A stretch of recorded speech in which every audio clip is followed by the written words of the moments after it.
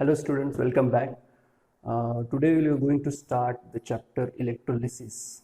Okay, as I told in the previous lecture that electrolysis, and after the electrolysis another chapter is there, that is metallurgy.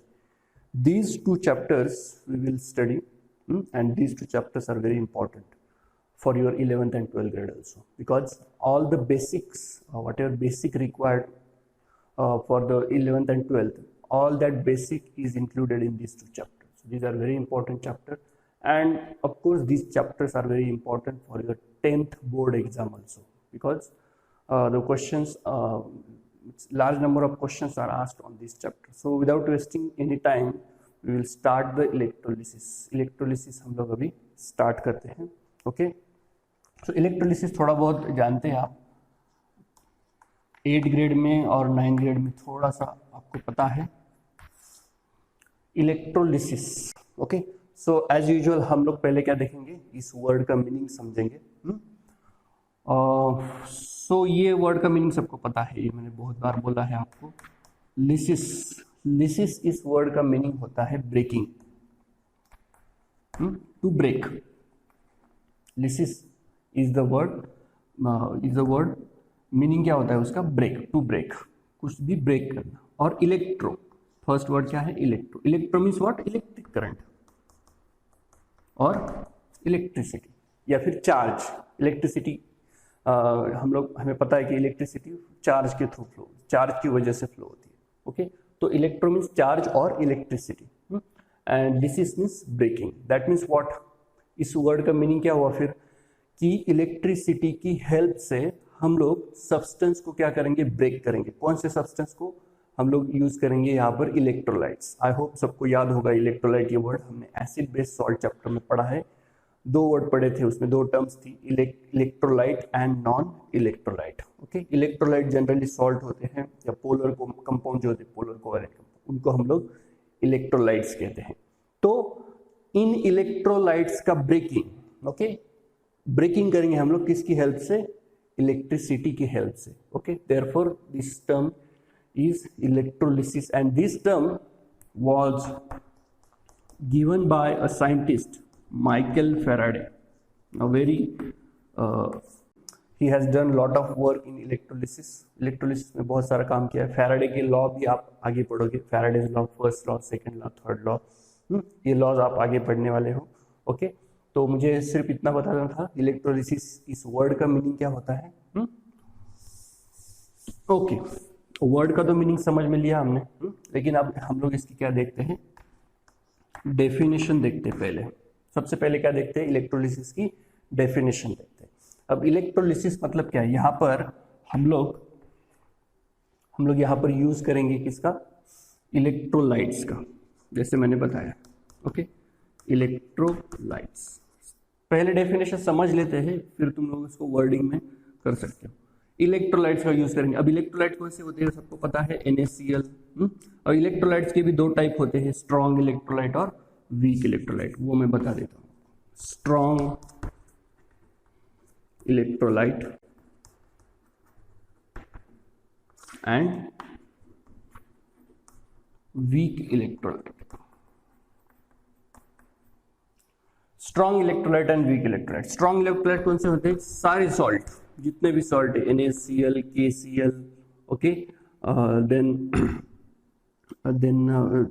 Bromide salt ले सकते हो, carbonate ले सकते हो. Okay, फिर acid भी ले सकते हो आप, यहाँ पे HCl, H2SO4, HNO3. करेक्ट है. आई होप ये सबको याद होगा. सारे स्ट्रॉन्ग एसिड जो है वो सारे क्या होते हैं, स्ट्रॉन्ग इलेक्ट्रोलाइट होते हैं. और वीक इलेक्ट्रोलाइट कौन से होते हैं, जैसे एसिटिक एसिड है, हमने पढ़ा था इसको.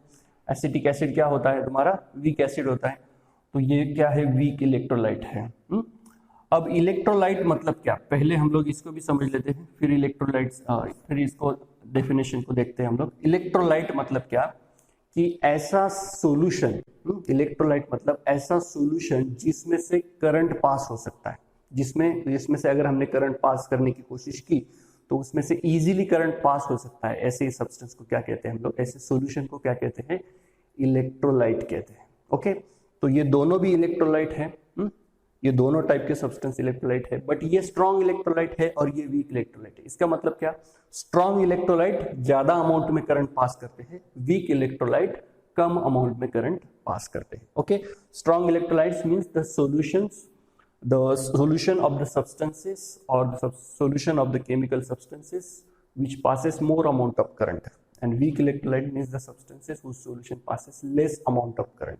Okay, and electrolyte means what, electrolytes are the substances whose solution passes the electric current. Okay, I hope now it is clear. Okay, अब देखो डेफिनेशन क्या आती है इलेक्ट्रोलिसिस की। इलेक्ट्रोलिसिस का जैसे मीनिंग बताया है वही डेफिनेशन है, ज्यादा कुछ नहीं है इसमें। Electrolysis means what, electrolysis means what, the breaking of the electrolyte, the breaking of electrolytes by using electric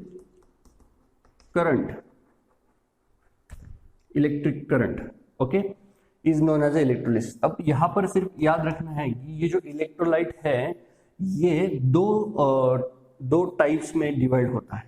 तो ये स्ट्रॉन्ग और वीक तो मैंने बता दिया, लेकिन इलेक्ट्रोलिसिस जब करते हैं हम लोग तब हमें दो तरीके से उसको ले सकते हैं। पहला तो क्या, उसका एक्वियस सॉल्यूशन ले सकते हैं, और दूसरा तो क्या, इसको फ्यूज्ड स्टेट में ले सकते हैं।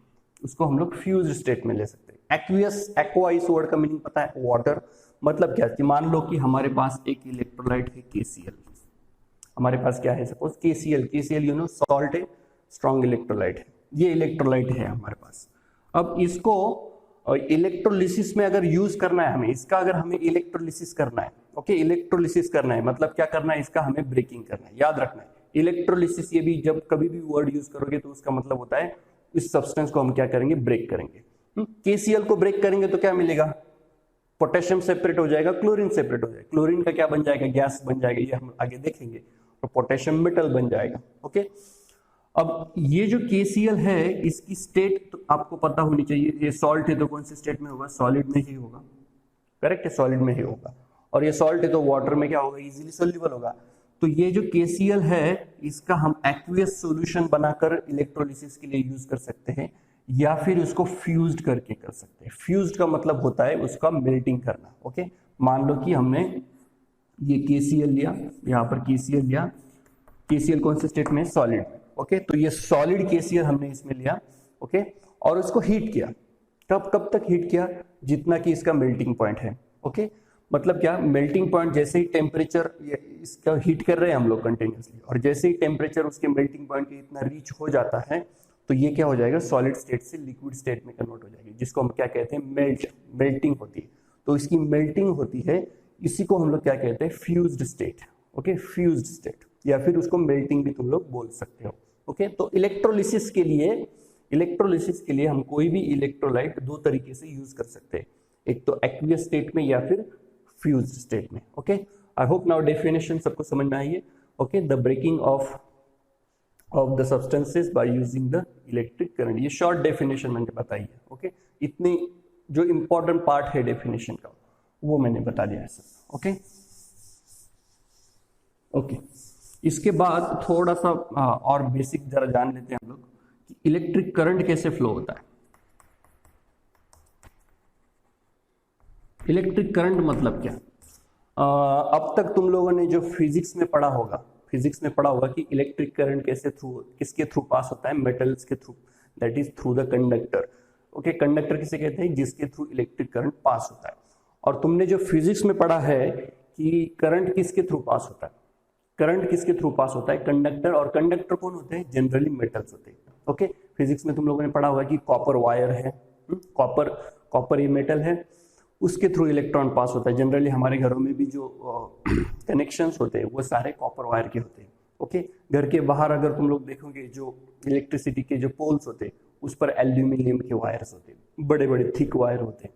ओके, तो कॉपर, एल्यूमिनियम ये जनरली यहाँ पर हमारे साइड में ज्यादातर उसका यूज होता है as a conductor.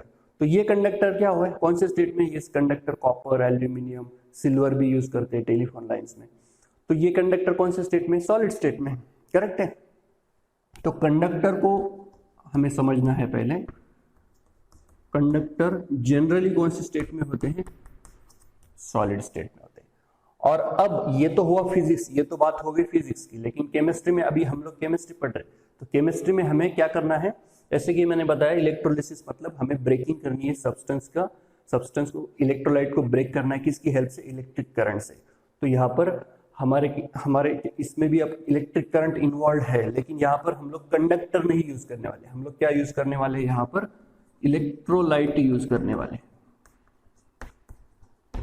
Okay, electrolytes use करने वाले। तो कंडक्टर क्या देखा हमने, कंडक्टर के जनरली कौन से स्टेट में होते हैं, सॉलिड स्टेट में होते हैं। तो इलेक्ट्रोलाइट कौन से स्टेट में होने चाहिए, इलेक्ट्रोलाइट्स होने चाहिए कि सॉलिड स्टेट में, नहीं। बट जैसे कि मान लो कि सपोज NaCl है, सॉलिड स्टेट में होता है NaCl।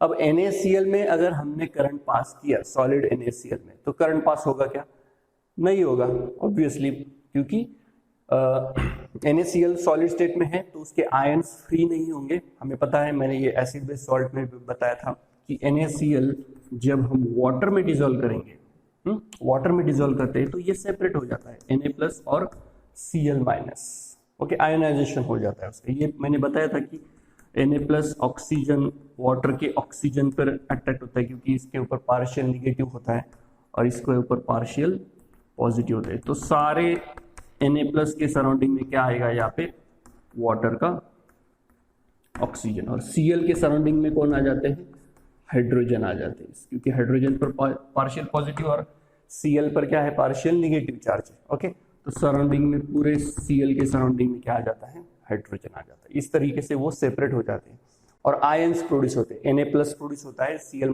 प्रोड्यूस होता है। तो in case of electrolyte current किसके थ्रू पास होता है, आयंस के थ्रू पास होता है। और आपको पता है कि कंडक्टर्स सॉलिड स्टेट में जो होते हैं उनमें जो करंट पास होता है वो किसके थ्रू पास होता है, इलेक्ट्रॉन्स के थ्रू पास होता है। ओके, तो इलेक्ट्रोलाइट जो है वो कौन सी स्टेट में होते हैं, ये जनरली रहेंगे एक्वियस स्टेट में, या फिर कौन से स्टेट में, जो मैंने बताया फ्यूज्ड स्टेट में। एक्वियस और फ्यूज को कैसे समझोगे, एक्वियस में मतलब क्या, वाटर रहेगा उसमें, फ्यूज मतलब क्या, डायरेक्टली सॉलिड को लिक्विड में कन्वर्ट किया but without adding water. Okay, याद रखना है फ्यूज स्टेट में बिल्कुल भी वाटर नहीं होता है, वो सॉलिड को हीट करके डायरेक्टली लिक्विड बनाते हैं। इसमें वाटर नहीं होता, एक्वियस में वाटर होता है। ओके, तो ये तो पहला पॉइंट हो गया, कंडक्टर और इलेक्ट्रोलाइट का डिफरेंस क्या है। कंडक्टर हमेशा के लिए सॉलिड स्टेट में होते हैं और इलेक्ट्रोलाइट एक्वियस या फिर फ्यूज स्टेट में रहेंगे। दूसरा, कंडक्टर्स में जो इलेक्ट्रिक करंट फ्लो होता है वो किसके थ्रू होता है, इलेक्ट्रॉन्स के थ्रू होता है। हमें पता है सॉलिड कंडक्टर जैसे कॉपर, एल्यूमिनियम, इनमें फ्री इलेक्ट्रॉन्स होते हैं, इलेक्ट्रॉन्स मूव हो सकते हैं। तो इलेक्ट्रिक करंट इलेक्ट्रॉन्स के थ्रू होता है, और यहाँ पर इलेक्ट्रिक करंट जो पास होता है वो किसके थ्रू पास होता है, आयंस के थ्रू पास होता है। Okay, understood. इसमें और एक इंपॉर्टेंट बात है कि यहाँ पर जो कंडक्टर है वो उसका डिकम्पोजिशन नहीं होता कभी भी, नो डिकम्पोजिशन। मतलब क्या कि जैसे सपोज कंडक्टर कॉपर वायर है, एल्यूमिनियम, हमने हमारे घर में कॉपर वायर की फिटिंग की है, इलेक्ट्रिक फिटिंग की है, तो वो कभी ऐसा होता है कि कॉपर वायर खराब हो गई, ऐसा नहीं होता।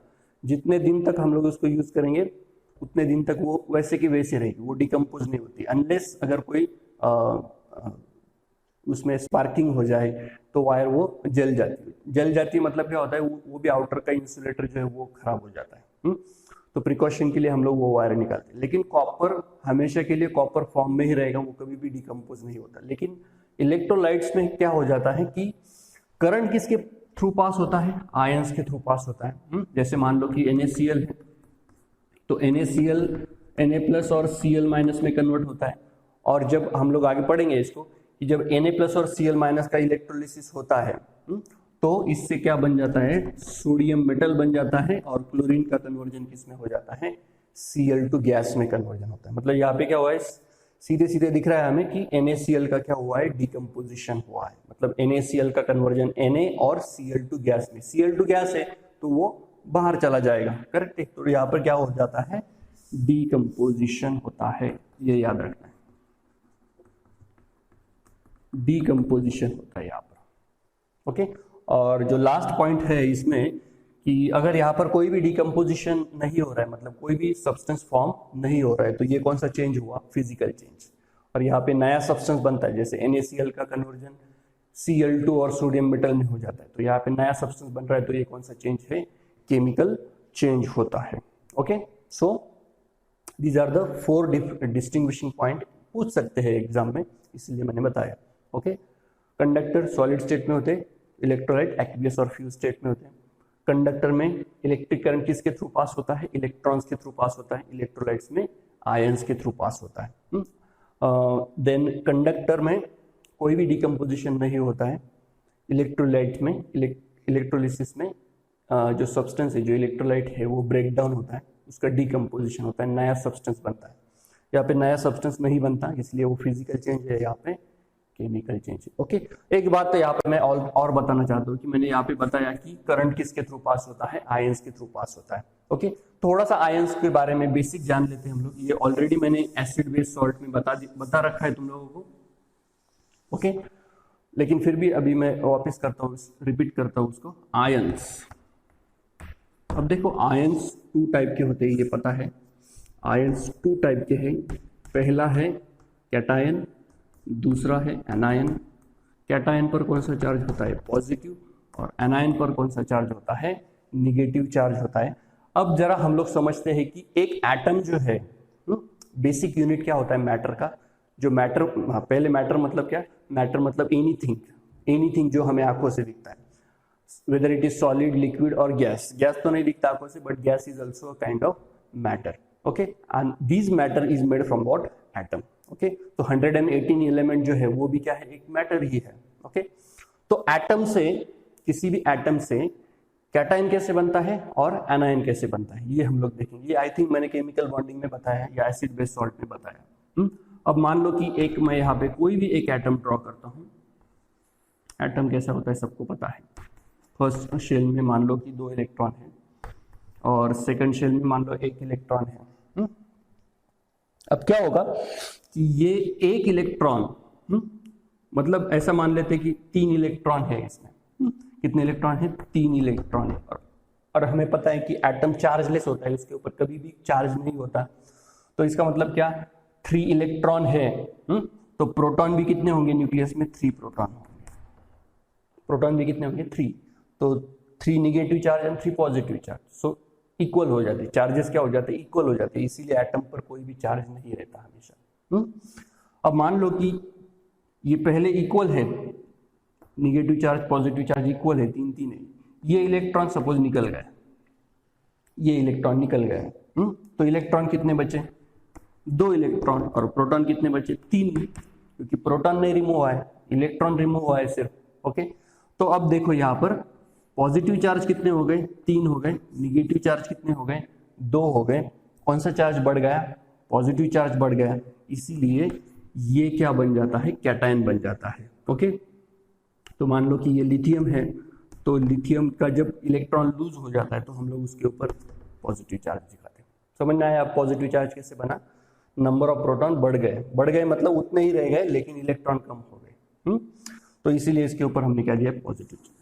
और ये क्या होती है, इसे क्या कहते हैं हम लोग, कैटायन। मतलब कोई भी एटम जिसके ऊपर पॉजिटिव चार्ज आता है वो क्या होता है, कैटायन। और कोई भी एटम जिसके ऊपर निगेटिव चार्ज आता है वो क्या होता है, एनायन। अब मान लेते कि इसका उल्टा मान लेते कि एक इलेक्ट्रॉन हमने इसमें ऐड कर दिया, एक इलेक्ट्रॉन इस एटम में हमने बाहर से ऐड कर दिया। ओके, तो अब क्या होगा, इलेक्ट्रॉन बढ़ जाएंगे, कितने हो जाएंगे, 4 इलेक्ट्रॉन। प्रोटॉन नहीं बढ़ेंगे, प्रोटॉन उतने ही रहेंगे, प्रोटॉन को हमने कुछ नहीं किया।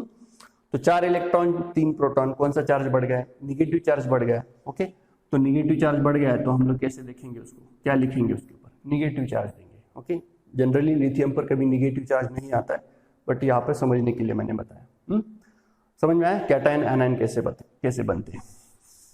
ओके, इसके बाद कुछ बेसिक टर्म्स है, उसको समझ लेते हैं। बेसिक टर्म्स मैंने बताए ऑलरेडी। पहली टर्म हमने देखी इलेक्ट्रोलिसिस, इसकी डेफिनेशन तुम्हें याद रखनी है।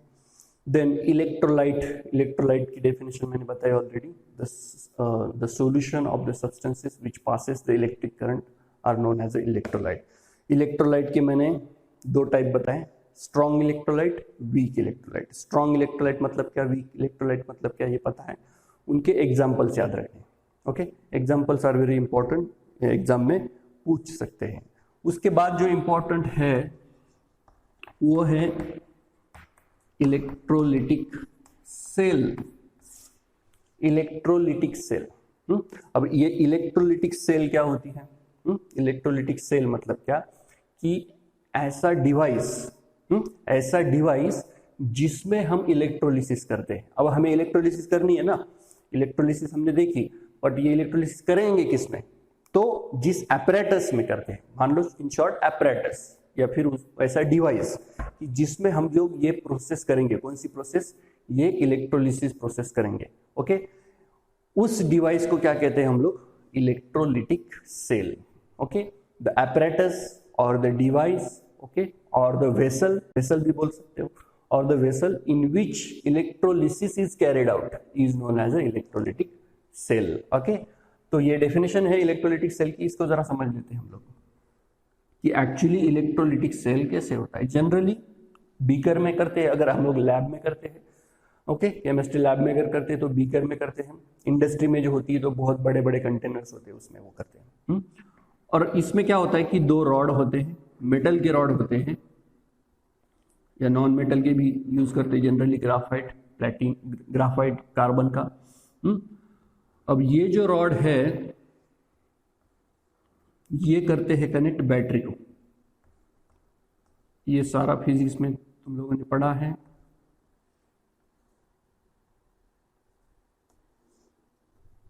ओके,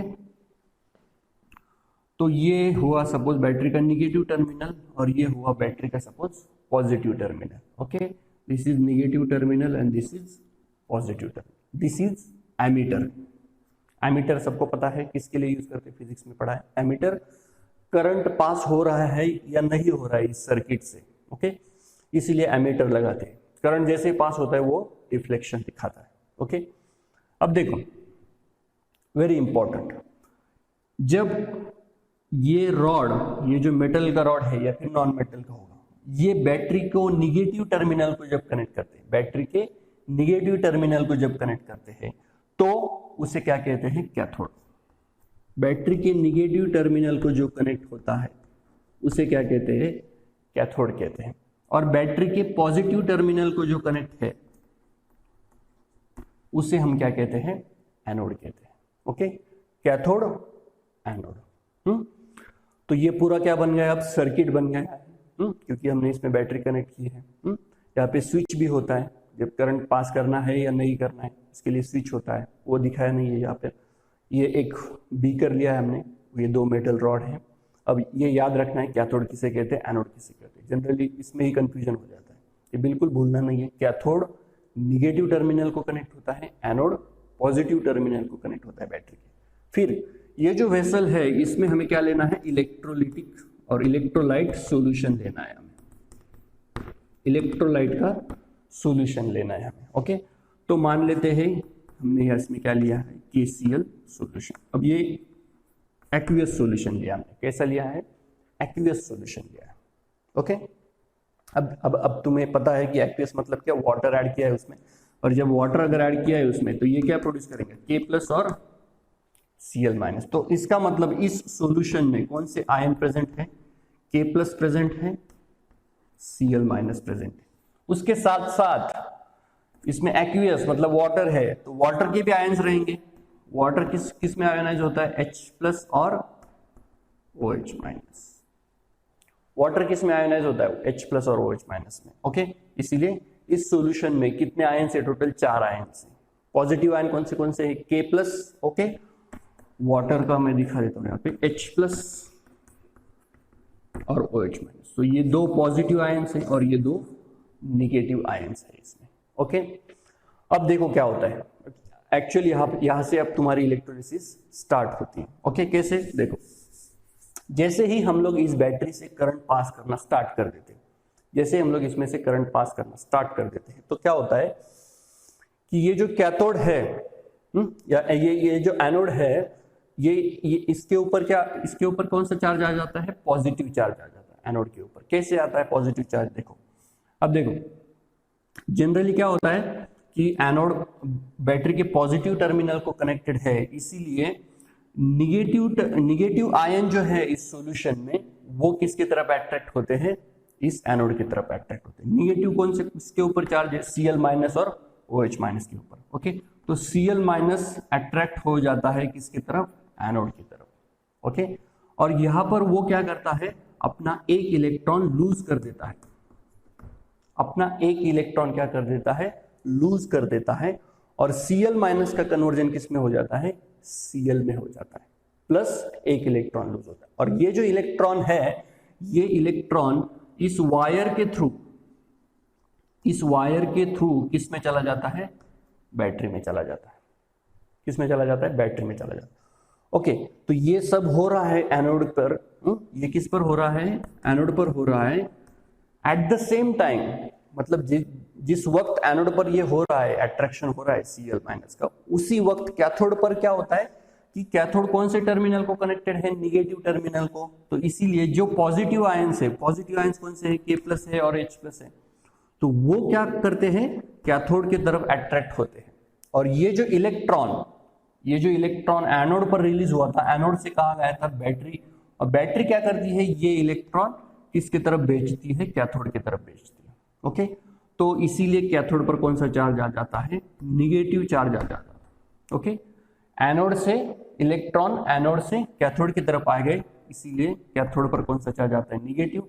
और एनोड से इलेक्ट्रॉन चले गए, इलेक्ट्रॉन जब चला जाता है तो हम क्या कौन सा चार्ज देते हैं, पॉजिटिव।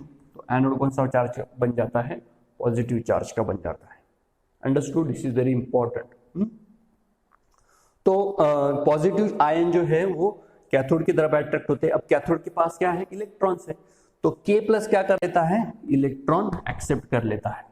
ओके, इलेक्ट्रॉन जब एक्सेप्ट करेगा तो क्या बन जाएगा, उससे K बन जाएगा, मतलब आयन था पहले, इलेक्ट्रॉन एक्सेप्ट कर दिया तो क्या बन जाएगा, K, पोटेशियम का एटम बन जाएगा। ओके, मतलब यहाँ पे पोटेशियम मेटल फॉर्म होता है। ओके, अब देखो एकदम इंपॉर्टेंट, ये जितना मैंने अभी बताया वो मैं वापस बता रहा हूँ। तो ये सब सेटअप हमने कर लिया। ओके, और जैसे ही हम लोग बैटरी में से करंट पास करना स्टार्ट करते हैं तो क्या होता है कि एनोड पर और कैथोड पर simultaneously same time, at the same time, ये सारा बिल्कुल कुछ सेकंड में होता है, फ्रैक्शन ऑफ सेकंड में होता है। ओके, तो इसके लिए ज्यादा वक्त नहीं लगता। पूरी प्रोसेस होने के लिए वक्त लगता है, लेकिन रिएक्शन होने के लिए बिल्कुल वक्त नहीं लगता, एक रिएक्शन होने के लिए। तो जैसे ही हम लोग करंट पास करना स्टार्ट करते हैं तो क्या होता है कि जो निगेटिव आयन है इसमें Cl माइनस और OH माइनस, वो अट्रैक्ट होते हैं किसकी तरफ, एनोड की तरफ अट्रैक्ट होते हैं। और इनके ऊपर ऑलरेडी निगेटिव चार्ज है, मतलब एक्सेस इलेक्ट्रॉन है। मैंने बताया कि एनायन कैसे बन जाता है, ये एनायन है कि नहीं, निगेटिव चार्ज, मतलब इनके पास इलेक्ट्रॉन है। तो ये क्या करते हैं, इलेक्ट्रॉन अपना लूज कर देते हैं, अपना इलेक्ट्रॉन दे देते हैं, किसको देते हैं, एनोड को देते हैं। और एनोड से ये इलेक्ट्रॉन कहाँ पे जाता है, बैटरी में जाता है। ओके, तो Cl माइनस का क्या बन गया, Cl बन गया, एक इलेक्ट्रॉन बैटरी में चला है। बैटरी से ये इलेक्ट्रॉन किधर आता है, कैथोड में आता है। कैथोड पर कौन अट्रैक्ट होता है, कैथोड निगेटिव टर्मिनल को कनेक्टेड है बैटरी के, तो इसीलिए पॉजिटिव आयन जितने हैं सॉल्यूशन में वो अट्रैक्ट होते हैं कैथोड की तरफ। ओके, जैसे मान लिया हमने K+, तो K+ क्या कर लेता है, इलेक्ट्रॉन एक्सेप्ट कर लेता है। अब ये इलेक्ट्रॉन कहाँ से आया, ये इलेक्ट्रॉन कहाँ से आया, एनोड से आया, एनोड से बैटरी आया था, बैटरी से कैथोड की तरफ आया था। तो कैथोड क्या करता है, एक इलेक्ट्रॉन दे देता है पोटेशियम को, और पोटेशियम मेटल बन जाता है। पोटेशियम हमें पता है कौन सी स्टेट में होता है, सॉलिड स्टेट में होता है। ओके, अब देखो ये समझने के लिए मैंने सिर्फ यहाँ पे एक एक रिएक्शन दिए, मतलब एक ही आयन दिखाया, यहाँ पर भी एक ही आयन होता है। बट इस पूरे सॉल्यूशन में क्या एक ही आयन है क्या, Cl माइनस और K+ का, या H+ और OH माइनस का? ऐसे कितने million, billion, trillions of ions है। ओके, तो एक वक्त पर क्या सिर्फ एक ही आयन अट्रैक्ट होता है क्या एनोड की तरफ? नहीं, एट द सेम टाइम सारे के सारे जितने भी है वो सब के सब अट्रैक्ट हो जाते हैं। और ये रिएक्शन जो मैंने एक दिखाई है, ऐसे बहुत सारे आयंस की रिएक्शन होती है at the same moment. Okay, तो फिर ये मैंने सिर्फ एक आयन की दिखाई, दूसरा भी ऐसे ही रिएक्शन दिखाएगा। दूसरा मतलब क्लोराइड आयन जो है, दूसरा क्लोराइड आयन वो सेम दिखाएगा। वो भी क्या फॉर्म करेगा, Cl माइनस से Cl और एक इलेक्ट्रॉन। जैसे ही इलेक्ट्रॉन ये बनते चले जाते हैं एक एक एक एक, वो बैटरी की तरफ जाते हैं, बैटरी से कैथोड की तरफ चले जाते हैं, कैथोड अगेन ये पोटेशियम को देते हैं, अगेन दूसरा पोटेशियम भी ऐसे ही दिखाएगा। ओके, तो ऐसे इलेक्ट्रॉन फ्लो हो रहे हैं, कैसे? जैसे राइट हैंड साइड से लेफ्ट हैंड साइड की तरफ इलेक्ट्रॉन क्या हो रहे हैं, फ्लो हो रहे हैं। समझ में आ रहा है? ओके, ये देखो ये साइमल्टेनियस होता है, इसके लिए वक्त नहीं लगता। कैथोड और एनोड ये दोनों रिएक्शन साइमल्टेनियस होती है। अब देखो मैंने यहाँ पे दो आयंस की रिएक्शन दिखाई, Cl पहले इसमें Cl बन गया, दूसरे इसमें Cl बन गया। तो ऐसे जब दो Cl एक दूसरे के पास आ जाते हैं, ये पूरा इसी सॉल्यूशन में ही हो रहा है, तो ऐसे Cl और Cl जब पास आते हैं तो Cl कंबाइन होते हैं, क्योंकि ये एटम है, ये ज्यादा स्टेबल नहीं होते। ये स्टेबल नहीं होते, ये जैसे ही फॉर्म होते हैं वैसे ही एक दूसरे के साथ रिएक्ट हो जाते हैं और क्या बना देते हैं, Cl2 हमें पता है गैस है, तो ये क्या हो जाएगा, ये यहां से एनोड से बाहर निकल जाएगा। मतलब ये Cl- किसकी तरफ अट्रैक्ट हो रहा था, एनोड की तरफ। ओके, तो एनोड से क्लोरीन गैस बाहर निकलता है। ओके, और क्लोरीन गैस हमें पता है ग्रीनिश येलो कलर का गैस होता है, तो हमें क्लियरली यहाँ पे वेपर्स दिखेंगे उसके क्लोरीन के, या स्मेल से हम लोग उसको आइडेंटिफाई कर सकते हैं। ओके, और सिमिलरली पोटेशियम मेटल, तो पोटेशियम तो सॉलिड है, तो ये सॉलिड कहा जाएगा, सॉलिड थोड़ी ऊपर चला जाएगा, सॉलिड नहीं जाएगा।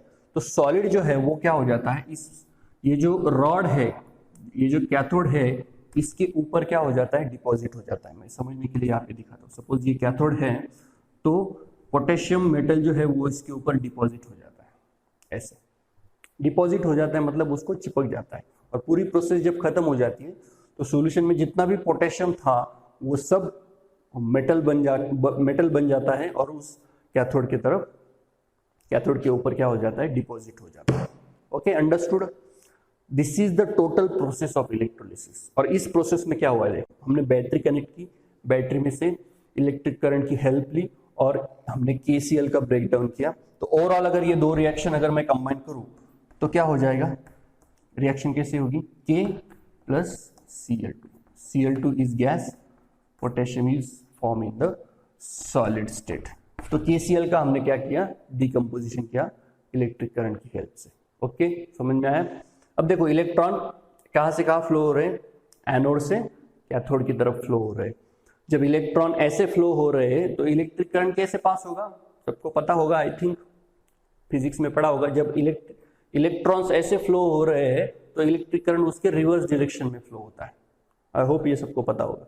मतलब इलेक्ट्रॉन ऐसे ऐसे ऐसे फ्लो हो रहे हैं एनोड से कैथोड की तरफ, तो करंट कैथोड से एनोड की तरफ फ्लो होता है।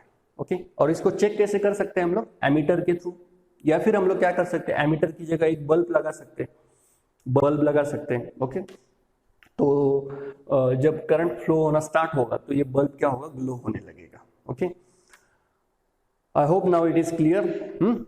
इसमें और एक इंपॉर्टेंट बात मुझे बतानी है, वो क्या कि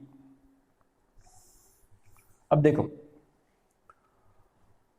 एनोड पर क्या हुआ है, एनोड पर क्या हुआ, जैसे ही हमने बैटरी में से करंट पास करना स्टार्ट किया तो क्या हुआ, Cl- ने अपना इलेक्ट्रॉन लूज कर दिया, Cl- ने अपना इलेक्ट्रॉन लूज कर दिया, Cl बन गया और ये जो इलेक्ट्रॉन है वो कहाँ गया, बैटरी की तरफ गया और बैटरी से कैथोड की तरफ आया। ओके, तो इस प्रोसेस में मतलब एनोड पर जो प्रोसेस हुई उस प्रोसेस में क्या हुआ है, इलेक्ट्रॉन लॉस हुआ है। इलेक्ट्रॉन क्या हुआ है, लॉस हुआ है। किसका इलेक्ट्रॉन लॉस हुआ, Cl- का इलेक्ट्रॉन लॉस हुआ है। तो ये इलेक्ट्रॉन लॉस होने की प्रोसेस को हम क्या कहते हैं, करेक्ट, ऑक्सीडेशन। इसे क्या बोलते हैं हम लोग, ऑक्सीडेशन बोलते हैं। तो यहां पर Cl- का क्या हुआ है, ऑक्सीडेशन। बहुत ही इंपॉर्टेंट है, इस पर क्वेश्चन आते हैं एग्जाम में। तो Cl- का ऑक्सीडेशन हुआ है। तो ऑक्सीडेशन कौन से रॉड पर हुआ है, कैथोड पे हुआ है या एनोड पर, करेक्ट, एनोड पर हुआ है। तो हमेशा याद रखना है कि एनोड पर क्या होता है, हमेशा ऑक्सीडेशन होता है। एनोड पर क्या होता है, ऑक्सीडेशन होता है। एनोड पर क्या होता है, ऑक्सीडेशन होता है। एनोड पर क्या होता है, ऑक्सीडेशन होता है। ये बिल्कुल भूलना नहीं है, रटना नहीं है, समझ लेना है कैसे ऑक्सीडेशन। ऑक्सीडेशन की डेफिनेशन क्या है, oxidation means the loss of electron. Oxidation means loss of electron. तो यहाँ पे लॉस हुआ ना इलेक्ट्रॉन का, और इलेक्ट्रॉन का लॉस किसकी, कौन लूज करेगा, जिसके पास इलेक्ट्रॉन है वही लूज करेगा ना। ओके, ये पोटेशियम है, इसमें K प्लस है, तो K प्लस के पास इलेक्ट्रॉन ही नहीं है तो वो थोड़ी लूज करेगा। जिसके पास इलेक्ट्रॉन है वही लूज करेगा। तो एनायन के पास इलेक्ट्रॉन होते हैं तो वो इलेक्ट्रॉन लूज करता है और उसका क्या होता है, oxidation. Therefore anode is also known as a oxidising electrode. Anode is also known as a oxidising electrode. Okay, अब इसकी तरफ देखो जरा, कैथोड की तरफ क्या हो रहा है, यहाँ पर K प्लस क्या कर रहा है, इलेक्ट्रॉन को एक्सेप्ट कर रहा है, गेन कर रहा है, और gain of electron is called as reduction. Okay, तो रिडक्शन किसका हो रहा है, यहाँ पर K प्लस का हो रहा है, कौन से इलेक्ट्रोड पर हो रहा है, कैथोड पर हो रहा है। Okay, therefore it is also known as a reducing electrode. Cathode पर क्या होता है, रिडक्शन, कैथोड पर क्या होता है, रिडक्शन, कैथोड पर क्या होता है, रिडक्शन। ये याद रखना है, बिल्कुल भी भूलना नहीं है। ओके, इस पर क्वेश्चन आते हैं एग्जाम में। देन ये तो हो गई इलेक्ट्रोलिसिस की पूरी प्रोसेस। इसके बाद मतलब इसके बाद कुछ थियरीज है वो पढ़ेंगे हम लोग। उसके बाद अब इसमें एक और क्वेश्चन है। देखो, इसमें एक क्वेश्चन है कि मैंने बताया स्टार्टिंग में कि इस सॉल्यूशन में 4 आयन्स हैं। कौन से आयन्स हैं, K प्लस है, Cl माइनस है, H प्लस है, OH माइनस है। करेक्ट है। तो और मैंने क्या बताया, एनोड की तरफ कौन अट्रैक्ट होता है, Cl माइनस, क्योंकि इसके ऊपर माइनस चार्ज है। तो आप बोलोगे कि सर OH पर भी माइनस चार्ज है, तो ये भी अट्रैक्ट होना चाहिए एनोड की तरफ। करेक्ट है। यहाँ पर कैथोड पर पोटेशियम K प्लस अट्रैक्ट हो रहा है, तो इस H प्लस भी है, उसमें H प्लस भी अट्रैक्ट होना चाहिए। करेक्ट है, इसमें कोई रॉन्ग नहीं है, दोनों भी अट्रैक्ट होने, मतलब जो निगेटिव आयंस है Cl माइनस और OH माइनस, ये दोनों भी अट्रैक्ट होते हैं किसके तरफ, एनोड की तरफ। और K प्लस और H प्लस दोनों भी अट्रैक्ट होते हैं किसके तरफ, कैथोड की तरफ। लेकिन उसमें से डिस्चार्ज कौन हुए, हमने यहाँ पे देखा डिस्चार्ज कौन हुआ। डिस्चार्ज समझते हो, डिस्चार्ज, यहाँ पे क्लोरीन गैस फॉर्म हुआ ना एनोड की तरफ, तो इसे बोलते हैं डिस्चार्जिंग। तो डिस्चार्ज कौन हुआ, क्लोरीन हुआ। OH माइनस क्यों नहीं हुआ। यहाँ पर कौन डिस्चार्ज हुआ, पोटेशियम हुआ। H प्लस आयन क्यों नहीं हुआ। तो इसका आंसर हमें नेक्स्ट पार्ट में देखना है। पहले हम लोग क्या देखेंगे, कुछ अरेनियस थ्योरी है। ओके, अरेनियस थ्योरी है इलेक्ट्रोलिसिस की, वो देखते हैं। ज्यादा इतना नहीं, जितना मैंने अभी पहले ही बता दिया है उस थ्योरी के बहुत सारे पॉइंट्स मैंने ऑलरेडी कवर कर दिए हैं, फिर भी मैं बता देता हूँ। ओके, और उसके बाद हम लोग देखेंगे इस क्वेश्चन का आंसर। क्यों OH माइनस क्यों नहीं डिस्चार्ज हुआ, H प्लस आयन क्यों नहीं डिस्चार्ज हुआ। ओके, तो ये जो अरेनियस थ्योरी है उसके पहले थोड़ा सा जरा जान लेते हैं हम लोग इलेक्ट्रोलाइट्स के बारे में। अब देखो, इलेक्ट्रोलाइट्स मैंने बताया कि जनरली आयोनिक कंपाउंड होते हैं, जैसे मान लो KCl है, NaCl है। अब ये जो इलेक्ट्रोलाइट है ये कौन से स्टेट में है, सॉलिड स्टेट में है। सॉलिड स्टेट में इनका स्ट्रक्चर कैसे होता है ये मैंने बताया है केमिकल बॉन्डिंग चैप्टर में। करेक्ट है, ये ऐसे अरेंज होते हैं। ये पॉजिटिव निगेटिव मतलब क्या है, जैसे मान लो कि NaCl का अगर स्ट्रक्चर देखे तो पॉजिटिव मतलब क्या है, Na प्लस है, और निगेटिव मतलब क्या है, Cl माइनस है। ऐसी अरेंजमेंट होती है इनकी। लेकिन हमें पता है कि NaCl सॉलिड स्टेट में है, तो सॉलिड स्टेट में जब हम लोग इसको करंट देंगे, हम लोग इस सॉलिड NaCl को जब करंट देंगे तो करंट पास होगा क्या, नहीं होगा। देखो करंट कब पास होता है, जब मूवमेंट हो रही है। जैसे कंडक्टर में हम तुम लोगों ने देखा है, कंडक्टर जैसे कॉपर वायर, एल्यूमिनियम वायर, उसमें जो करंट फ्लो होता है वो किसकी वजह से फ्लो होता है, इलेक्ट्रॉन्स। अब इलेक्ट्रॉन्स क्या होते हैं, एक जगह से दूसरी जगह मूव होते हैं। तो करंट पास होने के लिए क्या होनी चाहिए, मूवमेंट होनी चाहिए। इलेक्ट्रॉन भी क्या है, एक टाइप का मैटर ही है। ओके, तो इलेक्ट्रिक करंट पास होने के लिए मैटर जो है वो एक जगह से दूसरी जगह मूव होना चाहिए। ओके, अब सॉलिड स्टेट में हमने देखा है, सॉलिड, लिक्विड, गैस, ये तीनों स्टेट को हमने 7th ग्रेड से ही पढ़ा है कि सॉलिड स्टेट में जो एटम्स होते हैं वो फिक्स होते हैं, वो कभी एक जगह से दूसरी जगह नहीं मूव होते। इसीलिए ये जो NaCl का स्ट्रक्चर है इसमें सारे पॉजिटिव निगेटिव आयन एक ही जगह पर फिक्स है, वो इधर इधर जाते नहीं है। ओके, ये जो NaCl है, इस NaCl में जो एटम्स है वो क्या होते हैं, फिक्स होते हैं, वो कभी इधर से उधर जाते नहीं, वो मूव नहीं होते। इसीलिए सॉलिड स्टेट में कभी भी करंट पास नहीं होता है। Okay, except that copper and aluminium. Okay, लेकिन अगर हम लोग इलेक्ट्रोलाइट की बात करेंगे तो इलेक्ट्रोलाइट में सॉलिड स्टेट में कभी करंट पास नहीं होता है। ओके, वो कब पास होता है, जब उसको हम लोग वाटर में डिजोल्व करेंगे या इसको हीट देकर मेल्ट करेंगे, फ्यूज करेंगे, तब उसमें से करंट पास होता है। तो हम अब यही देखना है कि ये जो NaCl है, जैसे ये Na+ है और ये जो Cl- है, इनके बीच में क्या होते हैं, हमने देखा है बॉन्डिंग में, केमिकल बॉन्डिंग, इनके बीच में क्या होते हैं, इलेक्ट्रोस्टैटिक फोर्स होते हैं, इलेक्ट्रोस्टैटिक फोर्स होते हैं। और जैसे ही हम लोग इसको हीट देते हैं, ओके, तो ये जो इलेक्ट्रोस्टैटिक फोर्स है ये वीक होते हैं, और ज्यादा हीट देते हैं तो वो ब्रेक हो जाते हैं। ओके, तो ये क्या हो जाते हैं, दोनों सेपरेट हो जाते हैं, Na+ और Cl-, और वो सॉलिड स्टेट से लिक्विड स्टेट में, मतलब फ्यूज स्टेट में चले जाते हैं। अब ये जब लिक्विड स्टेट में चले जाते हैं, चाहे वो वाटर ऐड करके चले गए या फिर फ्यूज करके गए, तो क्या होता है, आयंस बन जाते हैं। ओके, और आयंस क्या हो सकते हैं, लिक्विड स्टेट को हमें पता है, लिक्विड स्टेट में एटम्स एक जगह से दूसरी जगह मूव हो सकता है। ओके, और इनके ऊपर चार्ज है, पॉजिटिव और निगेटिव, इसीलिए कोई भी इलेक्ट्रोलाइट है वो एक्वियस और फ्यूज स्टेट में करंट क्यों पास करता है, क्योंकि उसमें एटम्स मूव होते हैं एक जगह से दूसरी जगह, मतलब मैटर क्या होता है, मूव होता है एक जगह से दूसरी जगह, इसीलिए उसमें से करंट पास होता है। Understood, this is very important. Okay, तो इसके बाद हम लोग अरेनियस थ्योरी देखते हैं। अरेनियस थ्योरी के कुछ ही इंपॉर्टेंट पॉइंट्स हैं। क्या बताया अरेनियस थ्योरी में, कि the electrolyte on dissolving in water dissociates into its ions.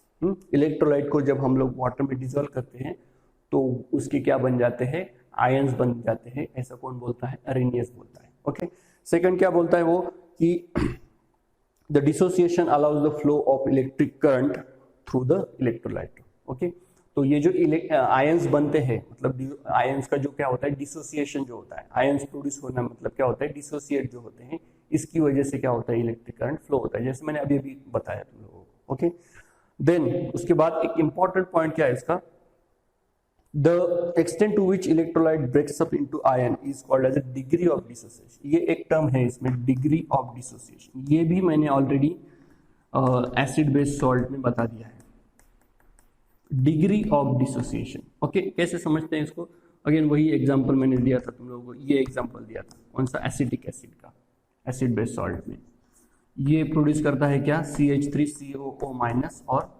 H+, acid है ना, तो H+ आयन रिलीज करेगा। अब इसको मैंने ऐसे समझाया था तुम लोगों की, अगर मान लो कि इसके 100 मॉलिक्यूल अगर मैंने लिए, तो ऐसे तो 100 मॉलिक्यूल मैं नहीं ले सकता, बहुत ही डिफिकल्ट है लेना। 100 मॉलिक्यूल अगर लिए मैंने, तो 100 में से 70 मॉलिक्यूल, सपोज 100 में से 70 मॉलिक्यूल क्या हो गए, डिसोसिएट हुए, किसमें, CH3COO- और H+ में। इसका मतलब कितने एसीटेट, इसे क्या कहते हैं, एसीटेट आयन, कितने एसीटेट आयन प्रोड्यूस हो गए, 70% हुआ ना, तो 70 ये एसीटेट आयन प्रोड्यूस होंगे और 70 H+ आयन प्रोड्यूस होंगे, 70 एसीटेट प्रोड्यूस होंगे, H+ 70 प्रोड्यूस होंगे, करेक्ट है। 70% हुआ है, मतलब 70 मॉलिक्यूल डिसोसिएट हुए हैं, तो बाकी के 30 मॉलिक्यूल का क्या हुआ, वो वैसे ही रहे, कौन से स्टेट में, अनडिसोसिएटेड स्टेट में, उनका डिसोसिएशन ही नहीं हुआ। ओके, तो कितने आयन प्रोड्यूस हो गए, एसीटेट 70, H+ 70 हो गए, तो टोटल इसका डिसोसिएशन कितना है, उसका डिग्री ऑफ डिसोसिएशन कितना है, 70% है। ओके, डिग्री ऑफ डिसोसिएशन कितना हुआ इसका, 70%। आए समझ में, इसे बोलते हैं डिग्री ऑफ डिसोसिएशन, मतलब इसको ऐसे ऐसे बोल सकते हो कि एक्सटेंट ऑफ डिसोसिएशन कितना होता है, कितना अमाउंट में सब्सटेंस डिसोसिएट होता है, उसे क्या बोलते हैं, डिग्री ऑफ डिसोसिएशन। तो ये अरेनियस ने हमें बताया। अरेनियस ने क्या बताया कि जितना ज्यादा डिग्री ऑफ डिसोसिएशन होगा उतना ज्यादा करंट पास होगा। जैसे मान लो कि कोई सब्सटेंस अगर 90% डिसोसिएट होगा, तो इसका मतलब क्या हुआ, 90% हुआ, मतलब ज्यादा से ज्यादा आयन प्रोड्यूस हुए। 90 अगर एसिटिक एसिड का हम लोग एग्जांपल ले, 90% अगर उसका डिसोसिएशन हुआ तो 90 एसिटेट प्रोड्यूस होंगे और H+ 90 प्रोड्यूस होंगे। ओके, तो नंबर ऑफ आयंस बढ़ गए, नंबर ऑफ आयंस बढ़ गए तो करंट जो पास हो रहा है वो भी ज्यादा अमाउंट में पास होगा। करेक्ट है। करंट किस में मेजर करते हो तुम लोग, एम्पियर में आई थिंक मेजर करते हो, करेक्ट है। और डिसोसिएशन अगर कम हुआ, मतलब मान लो 50% ही हुआ, तो 50-50 आयन प्रोड्यूस होंगे, तो जितने कम आयन प्रोड्यूस होंगे उतना इलेक्ट्रिक करंट कम पास होगा। Okay, this is called as degree of dissociation, ये हमें अरेनियस ने बताया। ओके, इतने 3-4 पॉइंट है अरेनियस थ्योरी के, जितने ज्यादा इंपॉर्टेंट। नहीं है, इंपॉर्टेंट नहीं है, मतलब ये जो हमने अभी तक जो डिस्कस किया वो अरेनियस थ्योरी की वजह से ही डिस्कस किया। ओके, ऐसी सेपरेट क्वेश्चन नहीं आता अरेनियस थ्योरी का तुम लोगों को। Okay, then characteristics of electrolyte, ये भी है, सिंपल है। इसके बाद देखते हैं हम लोग इलेक्ट्रोकेमिकल सीरीज।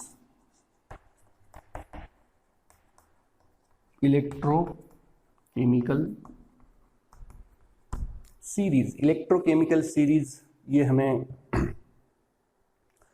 जिसे हम लोग क्या कहते हैं, मेटल एक्टिविटी सीरीज। ओके, तो metal activity series I hope सबको पता होगा, याद होगा। सबसे पहले क्या आता है उसमें, पोटेशियम मेटल आता है, उसके बाद आता है कैल्शियम, उसके बाद आता है सोडियम।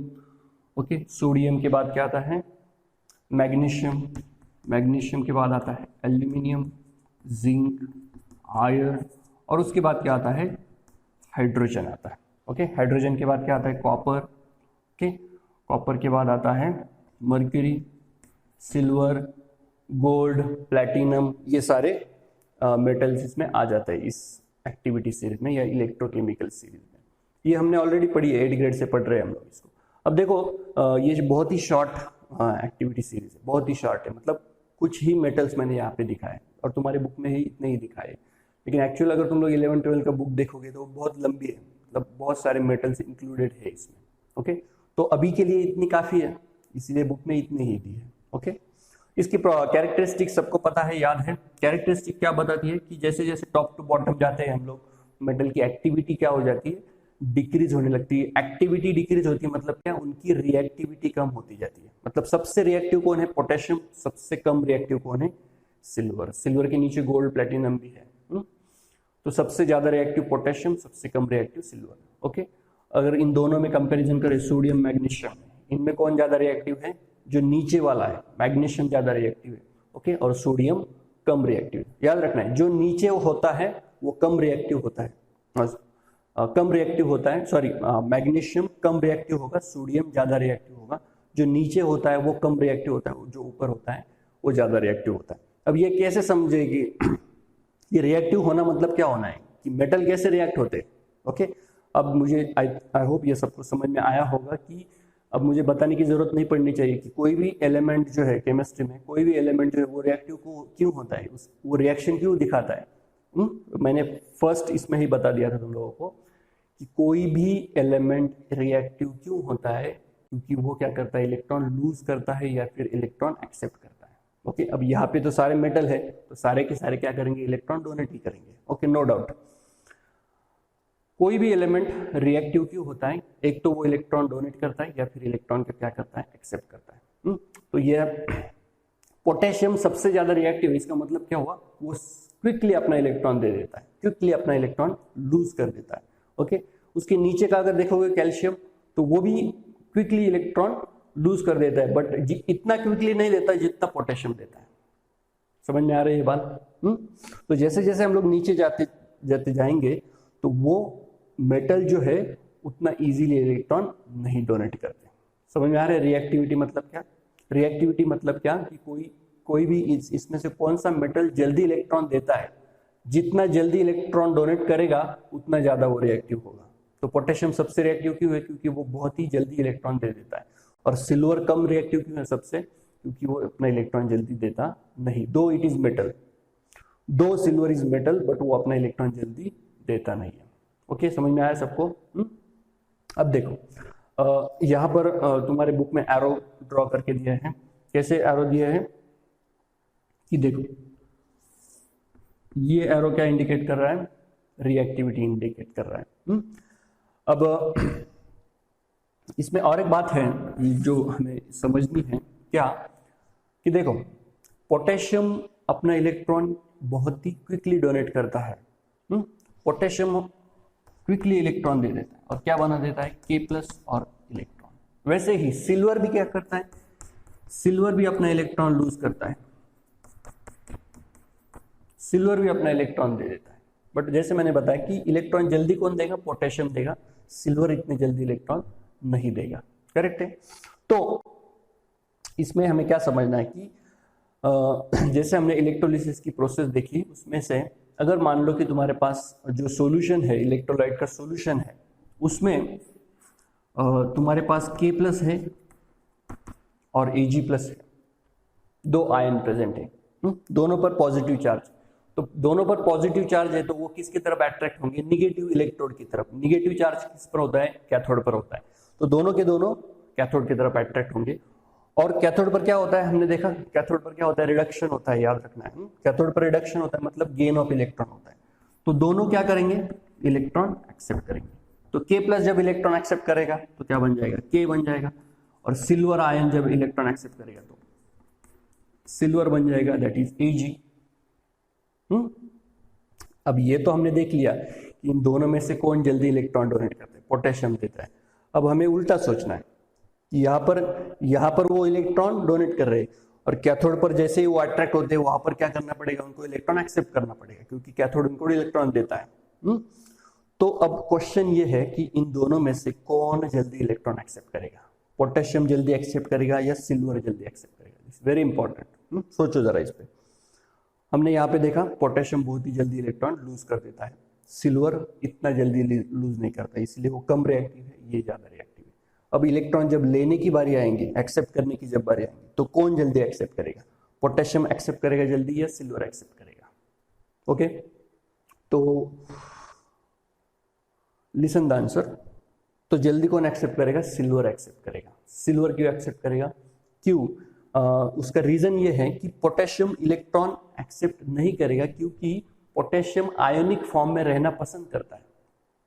पोटेशियम आयोनिक फॉर्म में रहना पसंद करता है। क्यों पसंद करता है, क्योंकि पोटेशियम की टेंडेंसी ही क्या है, देखो पोटेशियम की टेंडेंसी क्या है कि इलेक्ट्रॉन डोनेट करना। अगर कोई मान लो कि कोई तुम्हारा फ्रेंड है, उसको हमेशा कुछ ना कुछ अपने फ्रेंड्स को देने की आदत है, कुछ ना कुछ हमेशा वो गिफ्ट देते रहता है। तो ऐसा जो पर्सन होता है जो हमेशा कुछ ना कुछ देता है दूसरों को, वो जल्दी एक्सेप्ट नहीं करता किसी से। उसका नेचर क्या होता है, हमेशा देने का नेचर है ना, तो वो एक्सेप्ट नहीं करता, एक्सेप्ट करने में उसकी हिचकिचाहट होती है। ओके, वैसे ही पोटेशियम को अगर इलेक्ट्रॉन देने की ज्यादा ये है तो वो जल्दी इलेक्ट्रॉन एक्सेप्ट नहीं करता। Okay, this is one reason, this is the driving force for this. Okay, and then दूसरा रीजन क्या है कि पोटेशियम K+ का कन्वर्जन जब K में हो जाता है, पोटेशियम मेटल में हो जाता है, तो K+ हमें पता है, K+ में क्या हो जाता है, पोटेशियम के वैलेंस शेल में एक इलेक्ट्रॉन होता है, वो एक इलेक्ट्रॉन जब लूज कर देता है तो उसका कॉन्फिगरेशन हो जाता है 288, मतलब स्टेबल हो जाता है, नोबेल गैस कॉन्फिगरेशन आ जाता है।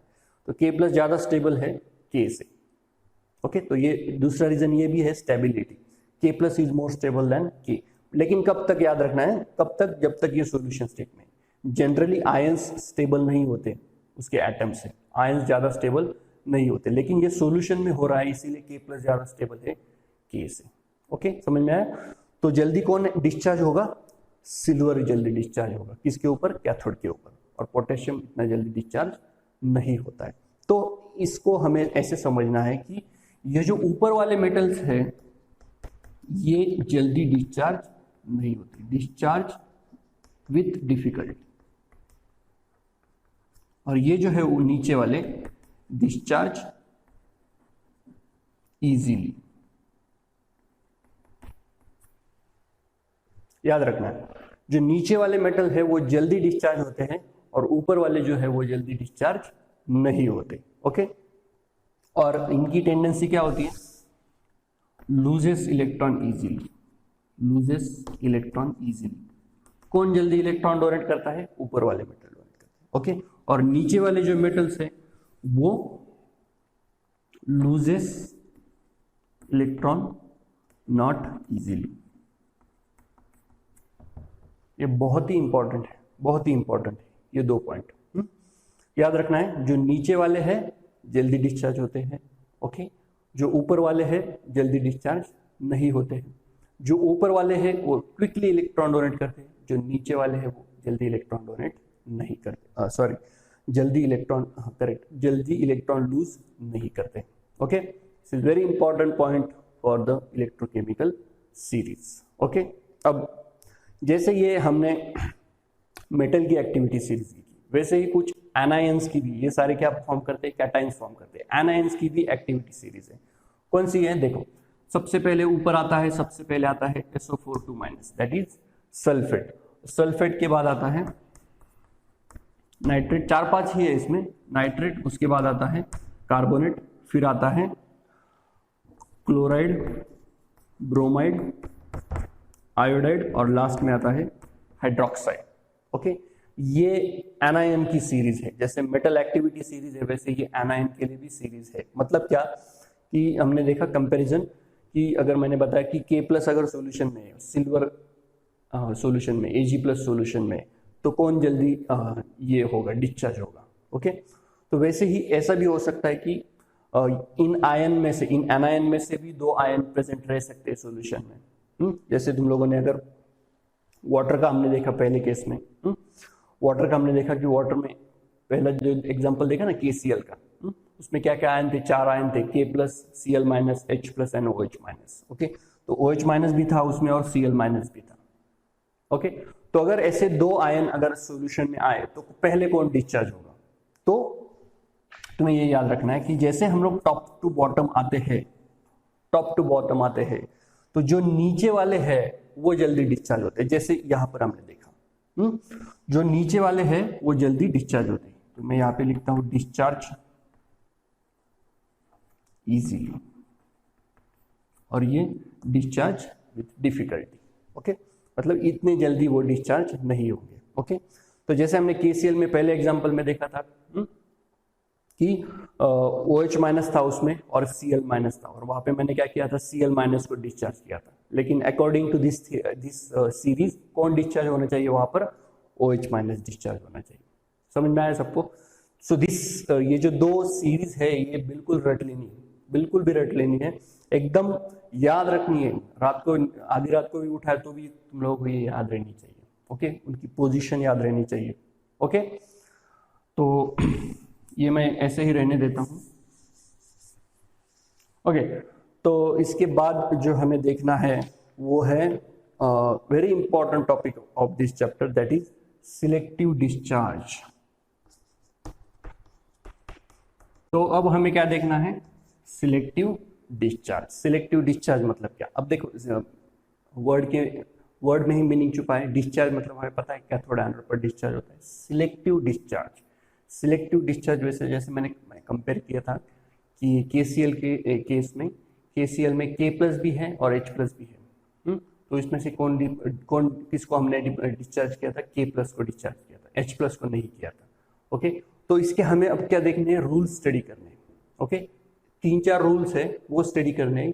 तो ये रूल के बाद हमें कंफ्यूजन नहीं होगा कि कौन सा, अगर किसी इलेक्ट्रोलाइट में 2 कैटायन है या 2 एनायन है या 2 से ज्यादा है, तो उसमें उनमें से सबसे पहले कौन डिस्चार्ज होगा, या तीनों में से डिस्चार्ज कौन होगा, दोनों में से डिस्चार्ज कौन होगा, ये हमें इस रूल के थ्रू पढ़ना है। समझ में आई मेरी बात? जैसे कि मैंने बताया था KCl डिसोसिएट होता है K+ Cl- में, और वाटर डिसोसिएट होता है H+ और OH- में।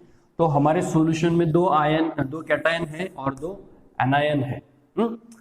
तो कैथोड की तरफ कौन अट्रैक्ट होता है? Cl- और OH- सॉरी K+ और H+। और एनायन की तरफ कौन अट्रैक्ट होता है? Cl- और OH-। लेकिन हमने यहाँ पे डिस्चार्ज किसको किया था? Cl को डिस्चार्ज किया था, Cl- को।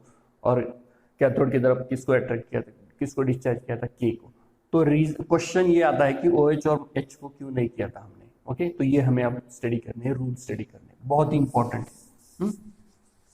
ओके, जो फर्स्ट है वो क्या होता है कि फर्स्ट जो है वो है position of ion in electrochemical series. Short में लिख रहा हूं मैं ES। ES means electrochemical series. Okay, अब मान लेते हैं कि हमारे पास जिंक सल्फेट का सॉल्यूशन है। जिंक सल्फेट का क्या है? Aqueous solution. इसका हमें क्या करना है? इलेक्ट्रोलिसिस करना है। ओके, तो अब देखो, जिंक सल्फेट है और एक्वियस सॉल्यूशन है, तो इसमें टोटल आयंस कितने होंगे? 4 आयंस होंगे। Zn2+ होगा, और SO4 2- होगा इसके आयन, और वाटर के आयन भी रहेंगे ना, H+ और OH-। तो इसका अगर हमें अगर इसका इलेक्ट्रोलिसिस करना है, तो इलेक्ट्रोलिसिस कैसे करेंगे हम लोग? वैसे ही कैथोड एनोड, इसको क्या करेंगे, बैटरी कनेक्ट करेंगे, ये निगेटिव पॉजिटिव, निगेटिव को कौन कनेक्ट रहता है, कैथोड, और इसको यहां पर कौन है, एनोड। ओके, अब इस सॉल्यूशन में यहां पर क्या लिया हमने, इलेक्ट्रोलाइट कौन सा लिया, ZnSO4, एक्वियस ZnSO4। तो इसमें अब ये चारों आयंस प्रेजेंट है। ओके, तो कैथोड जो है वो क्या होता है, निगेटिव, एनोड जो होता है वो पॉजिटिव, करेक्ट है। तो कैथोड की तरफ कौन अट्रैक्ट होगा, कैथोड की तरफ कौन अट्रैक्ट होगा, कैथोड निगेटिव है तो इसकी तरफ ये दोनों भी अट्रैक्ट होंगे, Zn2+ और H+, तो इन दोनों में से कौन अट्रैक्ट होगा। तो फर्स्ट रूल के अकॉर्डिंग, फर्स्ट रूल क्या बताता है, position of ion in electrochemical series. तो ये हमने देखा था, इसमें ऊपर के जो है वो जल्दी डिस्चार्ज नहीं होते, नीचे के जल्दी डिस्चार्ज होते। ओके, तो इन दोनों में Zn और H+, इन दोनों में नीचे कौन है, नीचे कौन है, हाइड्रोजन नीचे, जिंक ऊपर है, तो पहले कौन डिस्चार्ज होगा, कौन होगा, S, करेक्ट, H+ पहले डिस्चार्ज होगा। आई बात समझ में। ओके, जैसे कैटाइन के लिए वैसे है एनाइन के लिए। ओके, एनाइन की भी सीरीज हमने देखी। ओके, एनाइन की सीरीज कैसी है, SO4 पहले है, okay, then nitrate, then carbonate, then iodide, sorry chloride, bromide, iodide, और लास्ट में है हाइड्रोक्साइड। ओके, ये एनाइन की सीरीज है। तो इसमें से भी क्या होता है कि जो नीचे होता है वो पहले डिस्चार्ज होता है, तो नीचे कौन है, OH-, इन दोनों में SO4 सबसे ऊपर है, तो कौन डिस्चार्ज होगा, OH- डिस्चार्ज होगा। आई बात समझ में। So this is very important, ये फर्स्ट रूल बताता है। अब सेकंड जो है, ये तो होगा फर्स्ट रूल कि जो नीचे रहेगा इलेक्ट्रोकेमिकल सीरीज में वो पहले डिस्चार्ज होगा। ओके, सेकंड जो है वो है concentration of the ion, concentration of ions. अब इसका मतलब क्या, कि अगेन सेम एग्जांपल लेते हैं हम लोग, ZnSO4, और ZnSO4 का एक्वियस सॉल्यूशन है, Zn2+ है, SO4 2- है, H+ है, और OH- है। अब क्या किया हमने, पहले एक्वियस सॉल्यूशन था पहले केस में भी, और अब भी एक्वियस है, लेकिन ये जो एक्वियस है इसमें वाटर कम क्वांटिटी में, मतलब वाटर का कॉन्सेंट्रेशन कम है, वाटर का अमाउंट कम है, और इसका जो है ZnSO4 ये ज्यादा अमाउंट में। इसका मतलब क्या कि Zn2+ और H+ में कॉन्सेंट्रेशन किसका ज्यादा लिया, हमने Zn का ज्यादा लिया, और वाटर कम लिया। ओके, और इसमें भी सल्फेट को हमने ज्यादा लिया और OH- को हमने कम लिया। ओके, तो अब क्या होगा, अब पहला वाला जो रूल था हमने क्या देखा कि जो नीचे रहेगा वो पहले डिस्चार्ज होगा, लेकिन अब रूल यहाँ पे चेंज हो जाता है, कॉन्सेंट्रेशन का रूल जो है उसमें चेंज हो जाता है। क्या कि जिस आयन का कॉन्सेंट्रेशन ज्यादा रहेगा वो पहले डिस्चार्ज होगा। अब यहाँ पर कॉन्सेंट्रेशन हमने किसका ज्यादा लिया है, Zn2+ का, तो कौन डिस्चार्ज होगा, Zn2+ डिस्चार्ज होगा, H+ नहीं होगा। जबकि पहले रूल में बताया था कि जो नीचे होगा वो पहले डिस्चार्ज होगा। ओके, तो H+ होना चाहिए, लेकिन यहाँ पर H+ नहीं होता, डिस्चार्ज कौन होगा, डिस्चार्ज Zn2+ डिस्चार्ज होगा, क्योंकि कॉन्सेंट्रेशन उसका ज्यादा होता है। आई बात समझ में। वैसे ही यहाँ पर भी, अब देखो, हाँ यहाँ पर थोड़ा सा चेंज है कि OH- नीचे है तो OH- डिस्चार्ज होना चाहिए अकॉर्डिंग टू फर्स्ट रूल। लेकिन सेकंड रूल क्या बता रहा है कि कॉन्सेंट्रेशन जिसका ज्यादा वो पहले डिस्चार्ज होगा। तो कॉन्सेंट्रेशन यहाँ पे ज्यादा किसका, SO4 2- का ज्यादा है, तो कौन होना चाहिए था, SO4 2- होना चाहिए था। लेकिन यहाँ पर भी क्या होता है कि OH- ही डिस्चार्ज होता है, जबकि कॉन्सेंट्रेशन SO4 2- का ज्यादा है।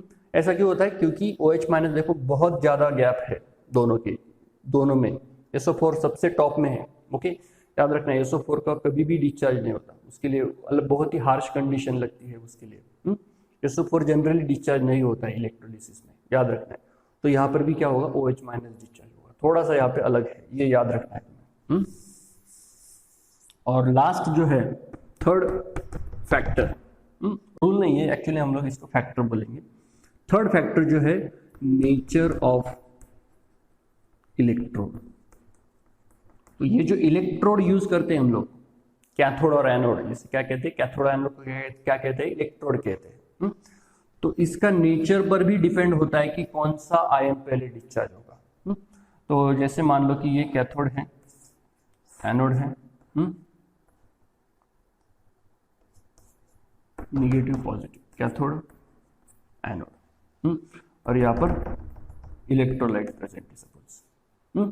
अब देखो नेचर ऑफ इलेक्ट्रोड में दो टाइप के इलेक्ट्रोड हमें देखने।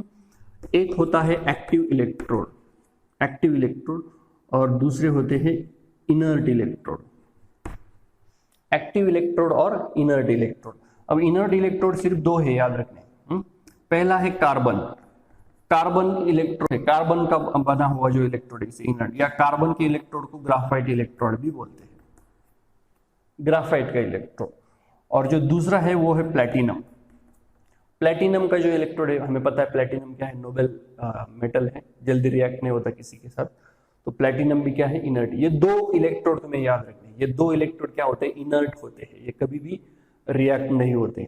ओके, और एक्टिव इलेक्ट्रोड में तुम्हें याद रखने हैं बहुत सारे हैं। जिंक यूज कर सकते हैं, आयरन यूज कर सकते हैं, निकेल यूज कर सकते हैं, सिल्वर भी एक्टिव इलेक्ट्रोड आता है। ओके, तो ये जो इलेक्ट्रोड्स है इनको क्या बोलते हैं, इनएक्टिव इलेक्ट्रोड, या सॉरी एक्टिव इलेक्ट्रोड, और ये इनर्ट इलेक्ट्रोड।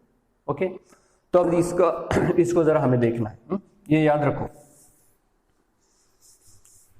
अब मान लो कि हमने अगेन वही एग्जांपल लेते हैं हम लोग Zn सल्फेट का, जिंक सल्फेट का, तो यहाँ पर Zn2+ है, SO4 है, एक्वियस है, H+ और OH- है। अब मान लो कि दोनों भी cathode as well as anode, ये दोनों भी सपोज मान लो कार्बन से बने, मतलब ग्राफाइट के बने, या मान लो प्लेटिनम से बने। ओके, तो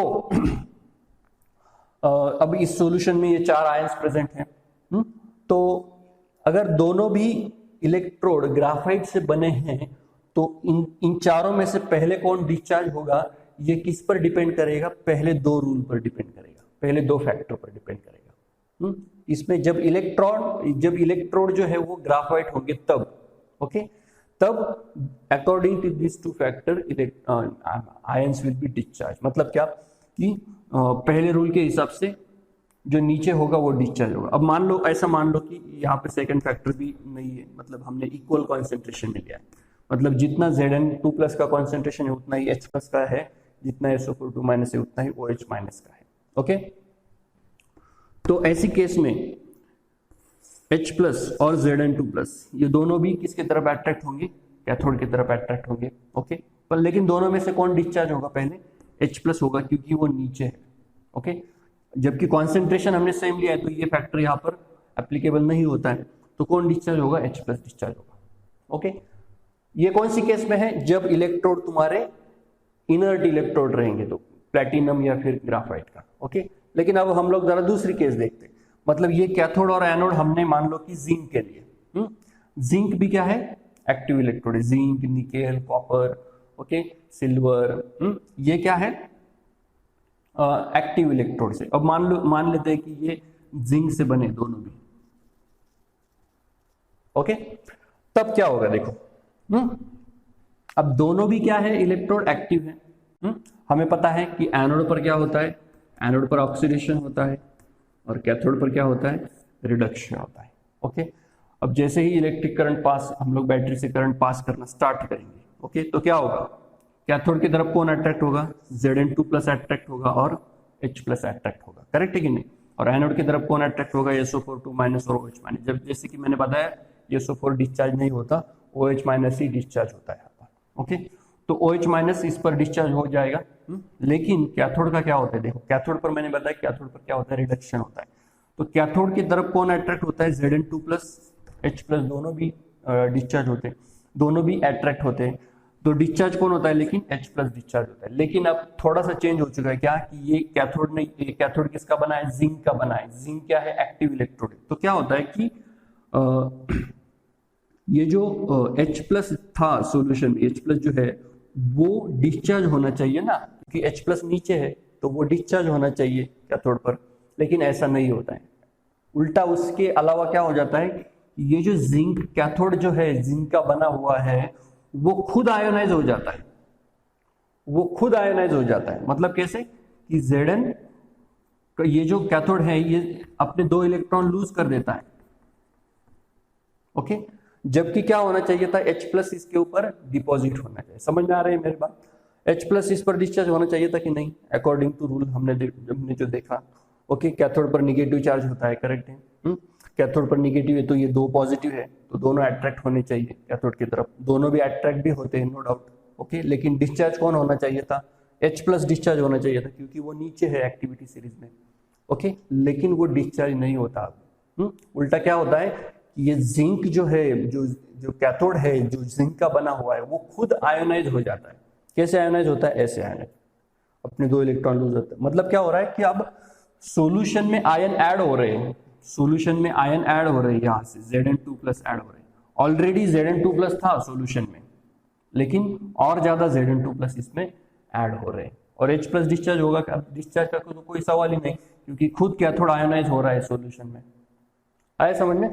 तो ऐसा होता है कब, जब हम लोग एक्टिव इलेक्ट्रोड यूज करते हैं। यहाँ पे मैंने जिंक का एग्जांपल लिया। ओके, जिंक की जगह निकेल हो सकता है, कॉपर हो सकता है। तो ये बात याद रखिए, ये थर्ड रूल जो है वो बहुत ही इंपॉर्टेंट है। ओके, इलेक्ट्रोलिसिस में सबसे पहले तुम्हें देखना है कि जो इलेक्ट्रोड दिए हैं वो कौन से है, एक्टिव इलेक्ट्रोड है या इनर्ट इलेक्ट्रोड है।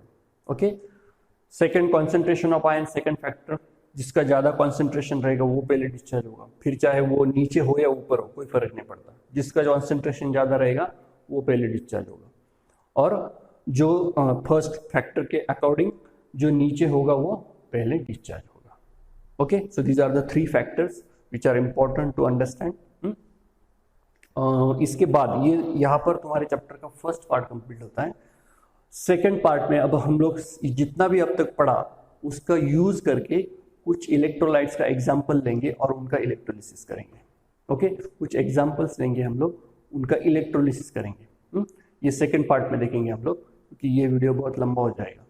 सेकंड पार्ट में हम लोग इलेक्ट्रोलिसिस देखेंगे और इलेक्ट्रोलिसिस के एप्लीकेशंस क्या क्या है, उस पर भी बहुत सारा हर साल क्वेश्चन रहता ही एप्लीकेशंस पर, तो वो हम लोग सब नेक्स्ट लेक्चर में देखते हैं। Okay, good bye.